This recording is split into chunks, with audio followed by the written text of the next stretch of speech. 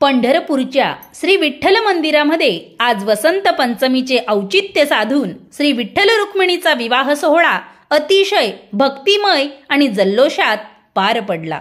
भक्तिगीतांमध्ये तल्लीन झालेल्या हजारो भाविकांनी आवर्जून हजेरी लावून अक्षदा सुद्धा टाकल्या।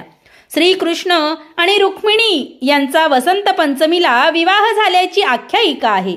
या संदर्भाने श्री विठ्ठल हा श्रीकृष्णाचाच अवतार मानला जातो। त्यामुळे दरवर्षी मंदिरामध्ये श्री विठ्ठल रखुमाईचा विवाह सोहळा मोठ्या उत्साहात साजरा केला जातो। या विवाह सोहळ्याच्या निमित्ताने संपूर्ण मंदिराला आज आकर्षक फुलांनी सजवण्यात आले होते।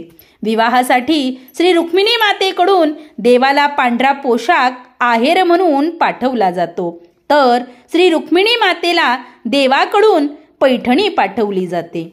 हजारो भाविकांच्या उपस्थितीत दुपारी 12 वाजता अक्षता सोहळा पार पडला।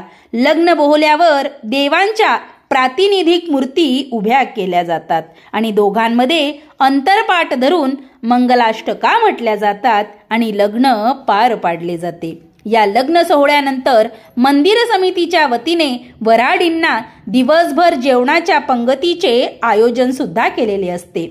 लग्नाचे औचित्य साधून सायंकाळी 5 वाजता शहरातून मिरवणूक काढण्यात येते।